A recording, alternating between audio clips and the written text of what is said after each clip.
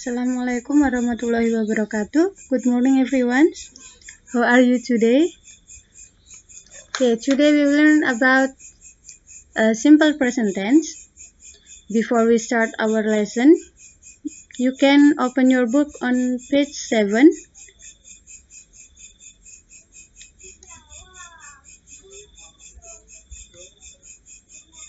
Theme 1, he always comes on time.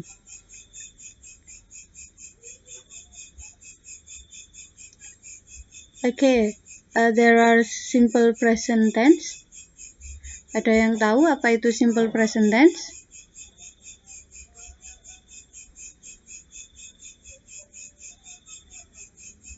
Sebelum saya jelaskan apa itu simple present tense, coba kalian perhatikan kedua contoh kalimat berikut ini. Perhatikan. Kalimat pertama, the first sentence, I read a book every month. And the second sentence, she reads a book every month. Bisakah kalian temukan perbedaan di antara kedua kalimat tersebut?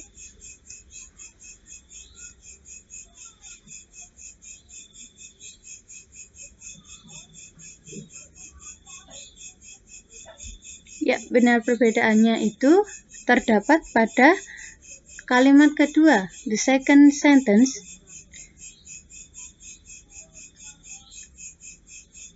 Dalam kata read itu ada huruf S.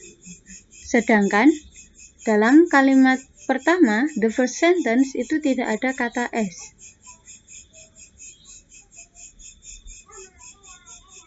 Kenapa seperti itu? Alasannya kenapa kok bisa seperti itu? Coba kalian tebak. Jadi yang membedakan kedua kalimat tersebut adalah verb plus S. Verb itu kata kerja, nah ditambahi dengan huruf S belakangnya. Di situ katanya read, verbnya read, kemudian ditambahi S. Kenapa ditambahi S? Karena subjeknya. Masih ingat pelajaran subjek dan verb, subjek dan kata kerja. Subjek itu pelaku, orang yang melakukan sesuatu. Nah, di sini di kalimat pertama ada subjek I ya. Di sini I itu dalam simple present tense tidak perlu ditambahi dengan huruf S kata kerjanya. Yang ditambahi huruf S itu adalah subjek he, she, it. Nama orang laki-laki dan nama orang perempuan. Sedangkan untuk yang verb tanpa S, itu subjeknya. Kalian lihat subjeknya. Jika subjeknya I, you, they, we, maka dia tidak perlu ditambahi S untuk kata kerjanya. Sedangkan jika subjeknya itu he, she, it, maka dia ditambahi S di belakang kata kerjanya. Oke. Nah, ada juga verb plus S. Jadi kata kerjanya ditambahi dengan ES. Nah, hal ini hanya berlaku untuk kata kerja yang berakhiran dengan huruf O, SS, CH, SH, and X. Contohnya, kata goes. Nah, awal katanya adalah verb 1 atau kata dasarnya, kata kerja dasarnya adalah go. Kenapa kok ditambahi ES? Karena dia berakhiran dengan huruf O. Go berakhiran dengan huruf O.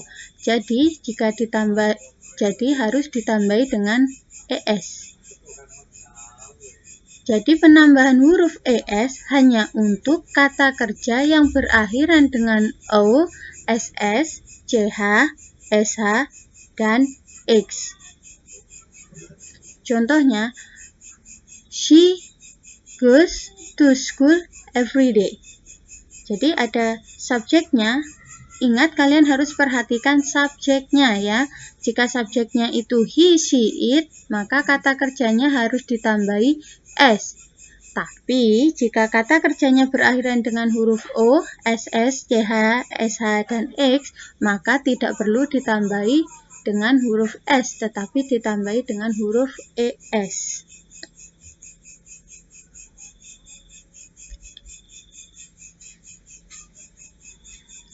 Di sini juga kalau yang tadi itu positive sentence atau kalimat yang benar-benar dilakukan, sedangkan negative sentence adalah kalimat yang tidak dilakukan.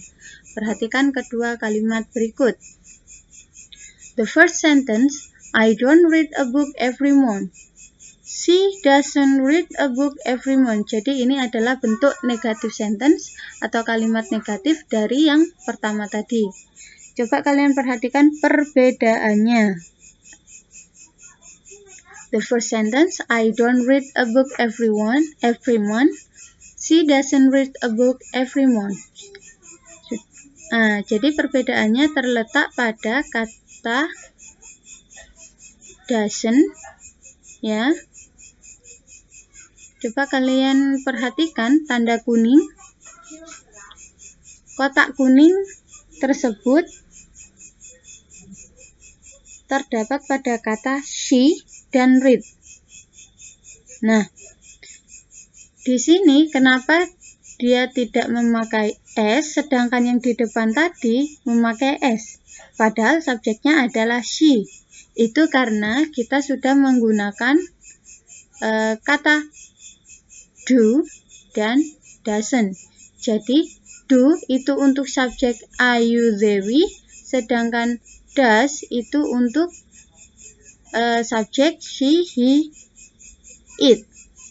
Nah, jika sudah menggunakan doesn't, maka tidak perlu menggunakan S lagi, dia kembali ke verb awal. Jadi di sini kita memakai does not atau bisa disingkat dengan doesn't. I don't read a book every month. Saya tidak membaca sebuah buku setiap bulan. Yang kedua, dia tidak membaca buku setiap bulan. Jadi, penggunaan do dan does itu tergantung subjeknya, sama seperti yang pertama tadi.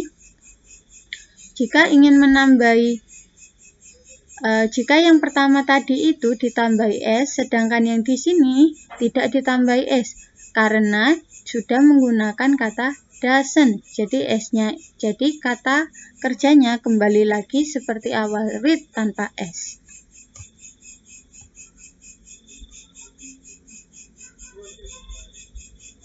Nah, untuk kapan kita menggunakan simple present tense?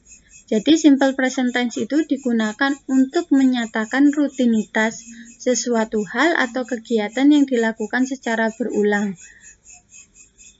Kebenaran yang sudah umum dan kalimat perintah atau larangan. Nah, jadi kalimat rutinitas ini, kalimat simple present tense ini digunakan hanya untuk menyatakan rutinitas sesuatu hal atau kegiatan yang dilakukan secara berulang, kemudian kebenaran yang sudah umum dan kalimat perintah atau larangan. Biasanya penanda waktu simple present tense adalah kata always, sometimes, every week, every day, every afternoon, and etc. Contohnya, my mother cooks every morning. Nah, ini adalah rutinitas. Jadi, ini menunjukkan rutinitas bahwa ibuku memasak setiap hari. Perhatikan di sini ada huruf S. Kenapa kita memakai huruf S? Karena subjeknya adalah my mother. My mother bisa diganti dengan kata she. Ya, dia perempuan. Jadi ini ditambahi S karena subjeknya adalah my mother. Nah, fire is hot. Ini kebenaran yang sudah umum. Api panas. Kemudian the last sentence, close the door. Ini adalah kalimat perintah atau larangan. Sampai di sini penjelasan apakah sudah jelas? Jika belum jelas, silahkan chat lewat WA atau bisa juga melalui Classroom. Tanyakan yang belum paham. Oke, untuk melihat seberapa paham kalian, coba perhatikan soal satu ini ya. We goes with my uncle. Perhatikan kata di sini, kalimat di sini apakah sudah benar atau salah? Ingat dengan subjeknya ya. Untuk menandai simple present tense itu cukup kalian lihat subjeknya. Coba perhatikan subjeknya. Nah, di sini kita menggunakan subjek we. We goes with my uncle. Benar atau salah? Ya, jawabannya adalah salah. Kenapa? Karena harusnya tidak perlu memakai es. Karena subjeknya adalah we. I, you, they, we. Itu tidak perlu menggunakan tambahan s ataupun es. Jadi kalimat yang benar harusnya we go with my uncle. Oke, jadi ini rumus atau structure of sentence-nya. Jadi kalian bisa pelajari rumusnya ini untuk membuat kalimat. Oke. Tanda plus di sini adalah positive sentence. Jadi untuk membuat kalimat positive sentence yang kalian perlukan adalah subject plus verb one. Untuk jika subjeknya I, you, we, they, maka tidak perlu ditambahi es atau s pada verb atau kata kerjanya.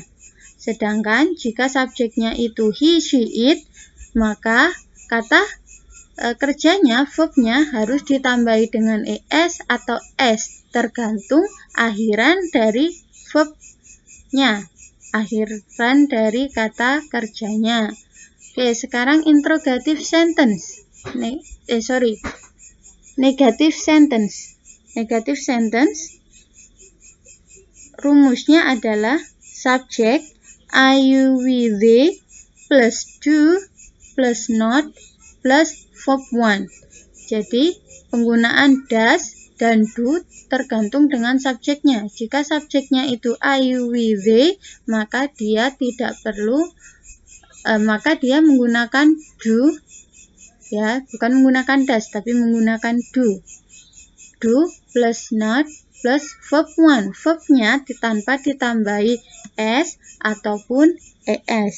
Nah, sedangkan jika subjeknya he, she, it, maka dia menggunakan does dan verbnya tetap tidak ditambahi s ataupun s karena di sini sudah ada does ya. Jadi tidak perlu kalian tambahi s ataupun es.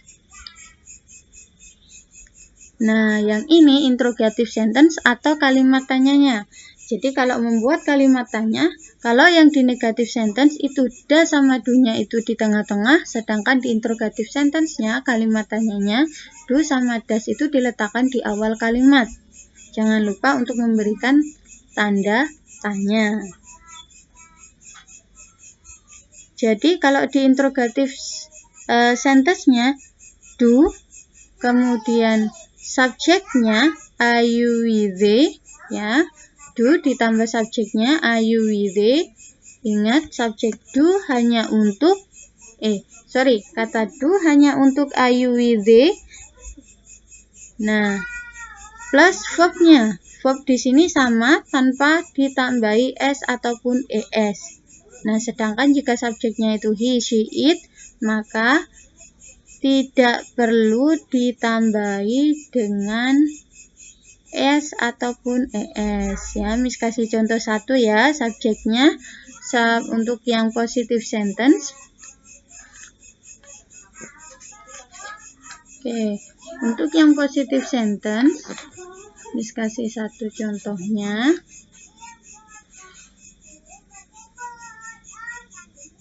Contohnya, he lives in London.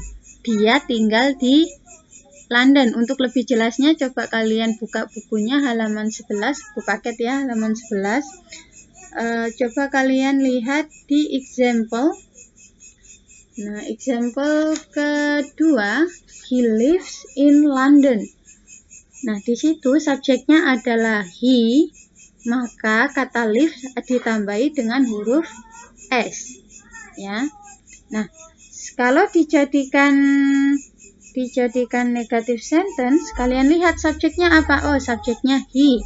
Jadi he kemudian ditambah dengan does not. Jadi he does not live in London. Live-nya tidak usah ditambahi dengan ditambahi dengan s, ya. Nah, jika dirubah jadi interrogatif gimana? Kata he lives in London, jika dirubah menjadi interrogative sentence, perhatikan subjeknya. He, oh he ini dia letaknya memakai does, berarti does he tambah verb one-nya. Verb one-nya adalah live. Does he live in London? Oke, ya, jadi itu pelajaran hari ini. Thank you for your attention, and don't forget to doing your exercise. Ini sudah jelaskan di di classroomnya tugasnya. Jadi kalian bisa kerjakan, kemudian difoto tugasnya dan kirimkan di classroom. Okay, thank you for your attention. Have a nice day. Wassalamualaikum warahmatullahi wabarakatuh.